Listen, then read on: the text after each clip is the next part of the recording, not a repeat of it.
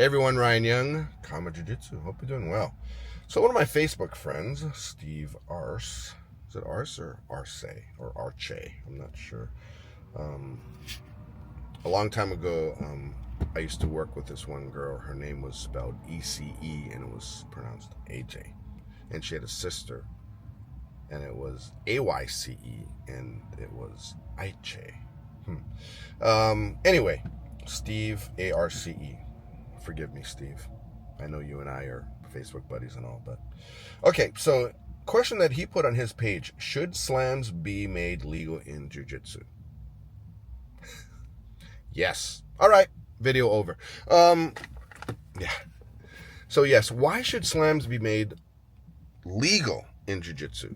The reason why I think it is because I think that one thing I noticed. That happened in the 90s. I want to say in the mid to late 90s is when that rule got put in place, because up until then, slams were legal. So, and let's say if and slams, not so much, picking somebody up, shooting a double leg and walking up, doing Matt Hughes style and just slamming them. That's kind of blatant. But, once you get picked up and you're in the air, it's pretty tough.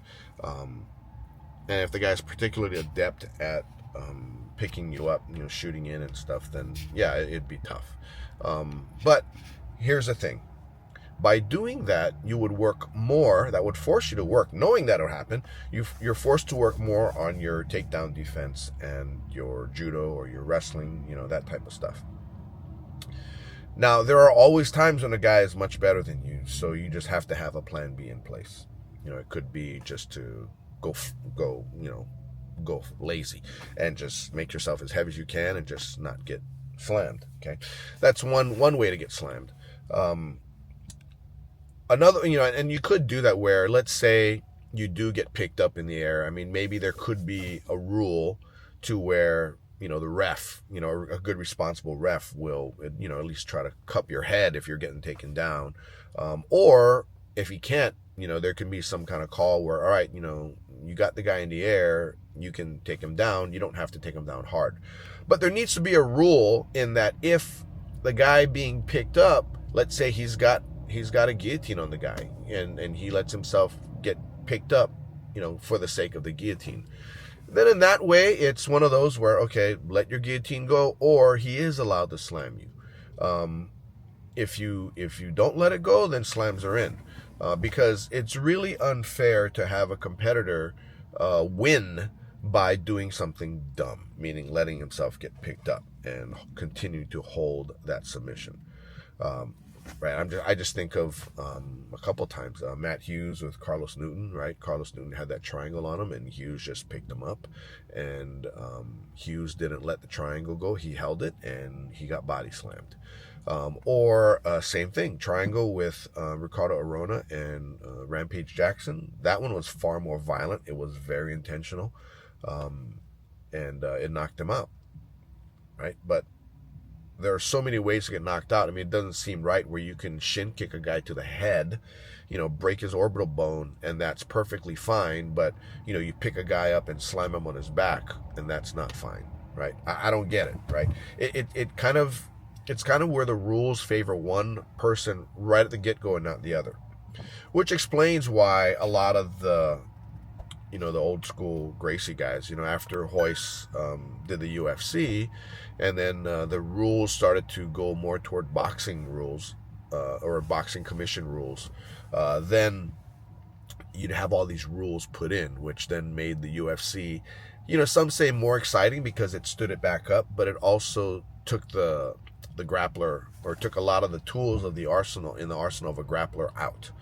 such as the body slam, right? If a kickboxer is allowed to kick somebody in the head with his shin, then a wrestler should be able to pick up that said kickboxer and slam him, right? I don't know, just my thinking.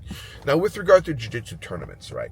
I still remember a Pan Am way back in the 90s that I had attended, and one of my teammates at the school I was training at had a guy that played close guard on him, and he picked him up, right? Normal, what I was taught right? When somebody picks your back up, if your back just gets 1 inch off the ground, you either let your hands go so your back goes back down, or you let your feet go so your hips go down, and maybe you, or if he lifts you up in the air, you let your legs go so you can stand and start the takedown process all over again, right? Simple solution, right?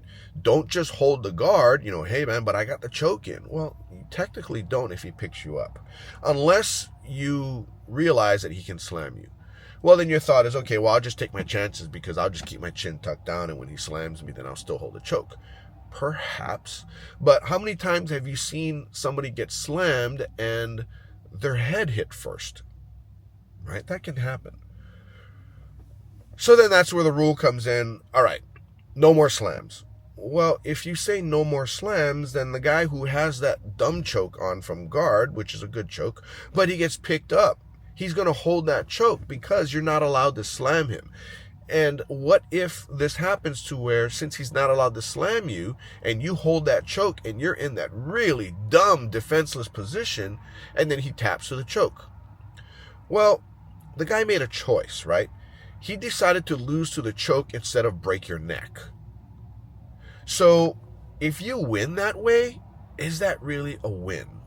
Well, according to the rules, it is. Well, yeah, I mean, he can lose by tap or he can lose by DQ. Either way, it's a lose, right? Or a loss, right? So I guess, how do you want to win? Do you want to hold on to that and be the guy that gets crippled because the guy chooses to get DQ'd instead of lose to a tap? I don't know. Well, on the other hand, if the slam were allowed, you would let the choke go and you would save yourself and you would continue on and fight another way. What that would tell you is, okay, with this particular individual who can pick me up as I set that choke in, then I should not be choking him, for my own protection, right? What about triangles? Same thing, right? You got that triangle locked in, but you feel he's got his hips under you, he's about ready to pick you up. Let the triangle go. Now, if that rule is in place to where, yeah, slams are legal, then you're not going to do dumb stuff. Now, I say dumb stuff, it's in a tournament, it's a protected environment. Well, yeah, but isn't the whole thing about jiu-jitsu to be a martial art, meaning an art that has to do with fighting or self-defense, right? How is it self-defense if you let yourself get picked up with the thinking that, oh, it's illegal to slam me, so I'll just let him pick me up, right? If you train like that, do you really believe that when the adrenaline's flowing, that if you end up pulling guard, why? Because you always pull guard, you're a guard puller, and you're in a street fight with some dude and you pull guard and he picks you up. Number one, being in guard is dumb because it's easy for him to rain punches on you. But number two is you get a triangle locked up or whatever, and he just stands up and picks you up. Why would he not just drop you on your head? And not only just drop you, but slam you, add some force behind it. And it all started because your training was for sport, and not for real life and sport, right? You can do that. Of course, that'll mean you're going to take some tools out of your arsenal. But my thinking, it's better that you learn to protect yourself with fewer tools than to have all the tools at your disposal. Some of them are very detrimental and harmful to you, right? In a controlled environment, if you win in a controlled environment, did you really win? Right? If that type of situation happened where your opponent had options but chose not to maim you, hurt you, destroy you, F you up, then you really didn't win. In which case, why'd you even bother? I don't know. That's just my thinking. And I never let my students get picked up. I mean, we do for the sake of a particular drill, right? So we'll do our partner sit-ups, in which case, yes, you're gonna put your legs around your opponent's body and you're gonna do sit-ups. It does two things. It works your core. It works that muscle on the front of your shin bone that helps you keep your guard closed.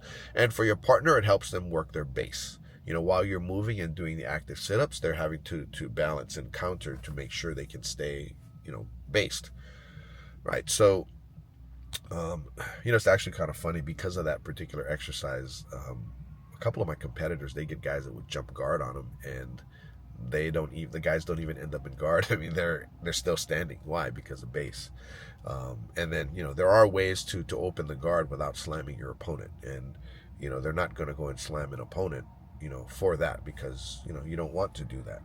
But at the same time, having been trained to realize that that is always an option, right? And not making it in muscle memory to go and jump guard. It's a conscious thing. So let's say if I'm in a tournament, I tell my guys, look, if you're in a tournament, if you decide the jumping guard is a thing to do, you're going to tell yourself, all right, I'm going to jump guard, right?